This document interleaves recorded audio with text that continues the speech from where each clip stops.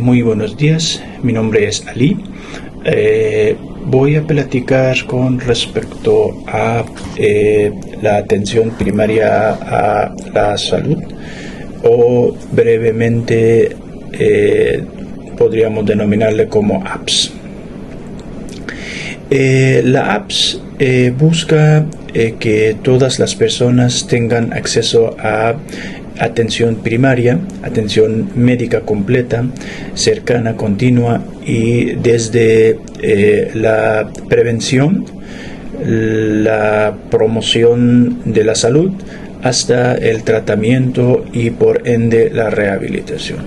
De hecho, en México este enfoque se ha vuelto cada vez más importante, sobre todo porque enfrentemos muchos retos. Por ejemplo, desigualdad en el acceso de enfermedades crónicas, envejecimientos de la población y la necesidad de que la atención médica llegue a todos. Por eso se han creado programas como IMSS Bienestar, que busca dar atención a quienes no cuentan con servicios médicos. Sin embargo, todavía hay problemas, por ejemplo, falta de recursos personales, infraestructuras, y sobre todo en comunidades que están lejos de la ciudad.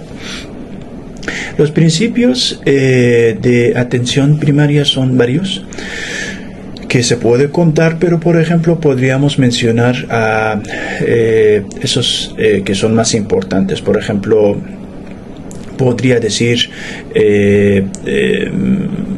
que atención sea igual, o sea, que llegue igual a todos en todas las comunidades, que haya equidad, que todos puedan acceder sin importar su parte económica, el color, el idioma que hablan, el color de la piel, etcétera, etcétera. De hecho, entre los principales desafíos en México, podríamos decir que desigualdad geográficamente, la falta de médicos, enfermeras en el primer nivel. Esto hace algo que la población no puede tener unos accesos completos a apps. De hecho, COVID-19 nos dejó claro que el primer nivel de atención es clave, es primordial, es eje principal para detectar y dar seguimiento a los casos. Podría decir que, como un resumen, la atención primaria a la salud no es solo el primer paso que yo, como quien tiene una enfermedad, veo al doctor, sino que es una estrategia que busca que todas las personas, sin importar dónde vivan, su condición económica, tengan acceso a servicio de salud de misma manera, de manera igual. Y para lograr esto se necesita sin duda alguna compromiso, inversión y sobre todo trabajo conjunto entre el gobierno, personal médico y comunidad. Muchas gracias. Siguiendo el mismo orden de ideas y en el tema que estamos desarrollando, que es atención primaria a la salud, vamos a hablar de una patología que representa un alto costo económico para el gobierno mexicano, y no solo para el gobierno mexicano, también a nivel mundial, y también representa un alto costo en términos generales para las familias que llegan a tener familiares con esta patología.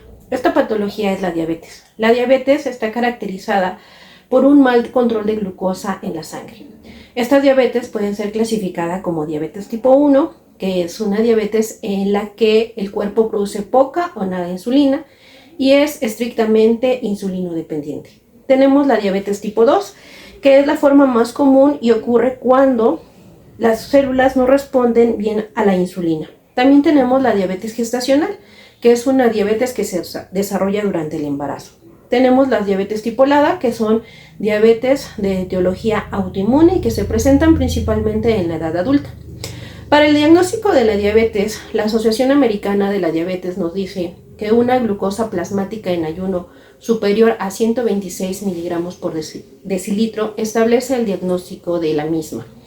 También nos dice que una hemoglobina glicosilada superior a 6.5% de la misma manera establece el diagnóstico de diabetes. Una prueba de tolerancia a la glucosa superior a 200 miligramos por decilitro de la misma manera establece el diagnóstico de diabetes. Y una prueba aleatoria de glucosa, es decir, tomarse una glucosa capilar o en sangre en cualquier horario superior a 200 miligramos por decilitro, también establece el diagnóstico. Actualmente contamos con este tipo de dispositivos, que son dispositivos que nos ayudan a llevar controles sobre nuestra glucosa. También tenemos estos dispositivos que pueden ser utilizados en el consultorio, que son denominados Point of Care, que con una sola gota de sangre nos da el valor de glucosa trimestral o de la hemoglobina glicosilada. Dentro de las complicaciones podemos hablar sobre la enfermedad cardiovascular. En esta, el corazón y los vasos sanguíneos se ven afectados negativamente y es una de las principales causas de muerte con los pacientes diabéticos. Existe un estrechamiento de los vasos sanguíneos en donde la sangre no puede ser bombeada adecuadamente y también dentro de estas patologías encontramos las alteraciones del ritmo, que son las arritmias, y también puede desarrollarse insuficiencia cardíaca. Otras complicaciones que podemos mencionar son la microangiopatía, que es donde los vasos sanguíneos pequeños se ven dañados, y esto puede favorecer a la progresión de enfermedades como la retinopatía diabética, la neuropatía diabética, la enfermedad renal crónica, y puede desencadenar problemas como ceguera, el famoso pie diabético. Para ello, el gobierno mexicano ha establecido ciertas estrategias para el control adecuado de la diabetes. Una de ellas es la detección temprana, en donde se realizan pruebas de detección en las unidades médicas familiares y en los módulos Prevenims.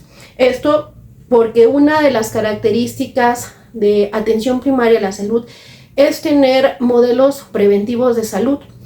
Esto con la finalidad de evitarse altos costos posteriores, tanto económicos como sustanciales en la calidad de vida de los pacientes. También el modelo Prevenims nos menciona que hay que desarrollar atenciones integrales donde se ofrecen distintas áreas de especialidad para el manejo de este tipo de pacientes. También es muy importante educar a los pacientes sobre su estilo de vida y sobre su monitoreo constante que deben desarrollar en su patología. Es muy importante el control de la enfermedad, ya que el objetivo de mantener niveles de glucosa capilar estables nos va a evitar presentar cualquier tipo de complicación como las que mencionábamos anteriormente. Y también se trata de dar atención a los grupos vulnerables. Bueno, compañeros, esto es a grandes rasgos lo que podemos hablar en atención primaria de la salud con respecto al tema de diabetes. Muchas gracias por su atención. Hipertensión arterial. Es una enfermedad crónica caracterizada por el aumento sostenido de la presión con la que la sangre circula por las arterias. Se considera hipertensión arterial cuando la medida de la presión es por encima de 140/90. Las causas. Hay que definir que hay dos tipos de hipertensión. La primaria o esencial, que es en el 90 o 95% de los casos. Es la más específica e identificable relacionada con factores genéticos de la edad, dieta alta en sodio y estrés y sedentarismo. Y la secundaria, que es en un 5 a 10% de los casos, y consecuencia de enfermedades como enfermedad renal crónica, trastornos endocrinos, uso de fármacos, anticonceptivos, corticosteroides y la apnea de sueño. La distribución mundial de esta enfermedad afecta a más de 1.280 millones de personas en el mundo, según datos de la Organización Mundial de la Salud. Es más frecuente en países de ingresos bajos y medios. En México, cerca del 30% de los adultos la padecen. Solo 1 de cada 5 personas hipertensas tiene una presión adecuadamente controlada. Esto quiere decir que se convierte en un factor de salud muy importante, ¿no? A la medida de que podamos aplicar ciertas campañas preventivas al respecto. ¿Cuáles son los síntomas para esta enfermedad? La mayoría de los casos son asintomáticos, por eso se le denomina asesino silencioso. Y en algunos casos el paciente puede tener dolor de cabeza, mareos, zumbido en los oídos, visión borrosa, palpitaciones o sangrado nasal ocasional. El diagnóstico se hace a través de la medida repetida de la presión arterial en diferentes momentos del día, ¿no? Generalmente se recomienda hacer un mínimo de 5 monitoreos en el día, ¿no? Y tomar una media alrededor de la semana o de los 15 días para obtener la presión arterial exacta del paciente. Cuando estos pacientes son derivados a cardiología, generalmente el cardiólogo indica, digamos, un Holter de 24 horas, más conocido como MAPA, ¿no? Que es la medida de la presión continua a través de las 24 horas del día. Además de otros mecanismos de diagnóstico, está el examen de sangre, el electrocardiograma y la revisión del fondo de ojo para detectar algún tipo de daño vascular. El pronóstico de esta enfermedad es que sin control puede causar infarto, accidente cerebrovascular, insuficiencia renal y daño ocular. El pronóstico mejora significativamente cuando hay un tratamiento de por medio y un cambio en el estilo de vida del paciente. Controlar la presión arterial reduce el riesgo de complicaciones cardiovasculares en más del 30% de la población bajo los efectos de esta enfermedad. En cuanto a los cambios de estilo de vida, se recomienda reducir el consumo de sal, una dieta rica en frutas y verduras y baja en grasas saturadas, ejercicio regular, evitar el uso del tabaco y alcohol, mantener el peso saludable y controlar el estrés. El tratamiento farmacológico está dirigido hacia los antihipertensivos, como los diuréticos tiazídicos, el enalapril, lisinopril, los sartán, valsartán, beta bloqueadores y calcio antagonistas. El tratamiento es individualizado, ¿no?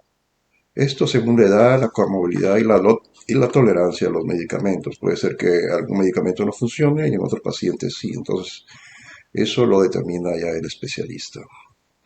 Hay muchos estudios referentes a las causas de la hipertensión esencial. No se conoce hasta ahora su origen, pero actualmente los estudios lo dirigen al aumento del volumen abdominal o acumulación de grasa abdominal, que está en relación con la tendencia a sufrir de hipertensión en la mayoría de los pacientes.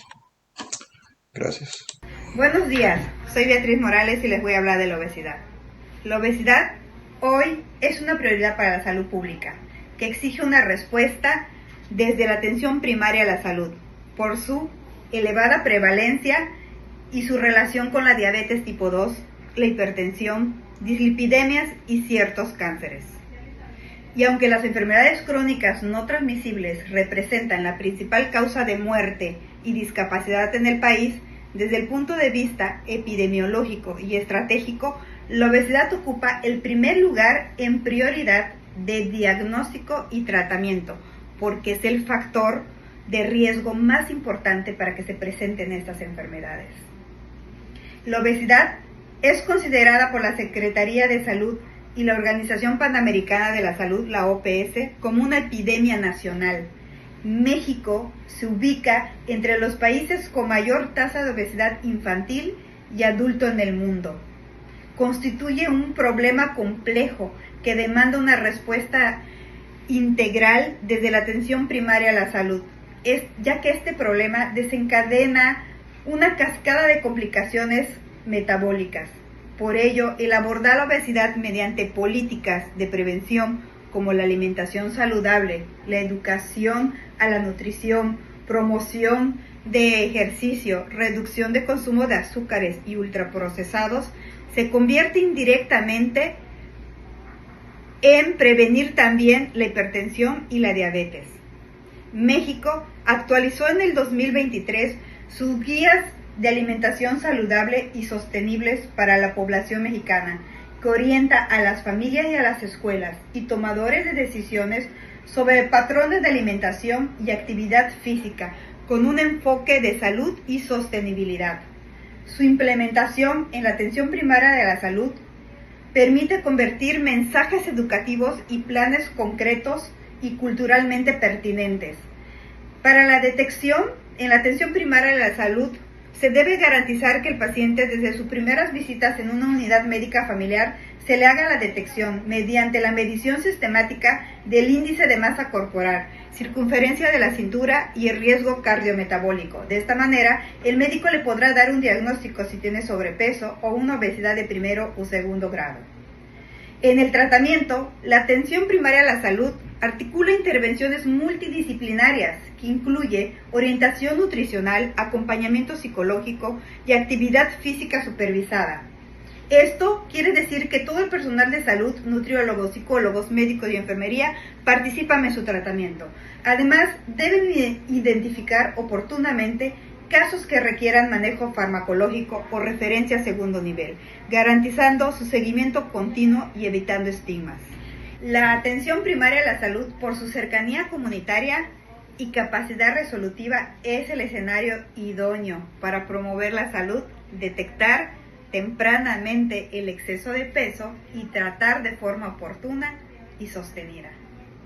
Para el estudiante de medicina, conocer la atención primaria a la salud desde el primer semestre es fundamental porque constituye la base del sistema sanitario y de la práctica médica integral. La atención primaria a la salud no solo orienta la formación clínica, sino que enseña al futuro médico a comprender la salud desde una perspectiva preventiva, comunitaria y humanista, más allá del tratamiento de enfermedades. Aprender sobre la atención primaria a la salud desde el inicio permite reconocer que el médico no trabaja únicamente en hospitales, sino también en comunidades, centros de salud y entornos vulnerables, donde la prevención, la promoción y la educación sanitaria tiene un impacto real. Este conocimiento temprano ayuda al estudiante a valorar la importancia del primer nivel de atención, donde se resuelve la mayoría de los problemas de salud y se fortalece la detección oportuna y el seguimiento del paciente. Además, fomenta competencias esenciales como la empatía, la comunicación, la ética, la colaboración interdisciplinaria, que son pilares en la medicina moderna. Entenderlas desde el primer semestre favorece una formación más sensible, equitativa y orientada al servicio social, con coherencia con los principios de salud pública de México y la Organización Mundial de la Salud. Gracias.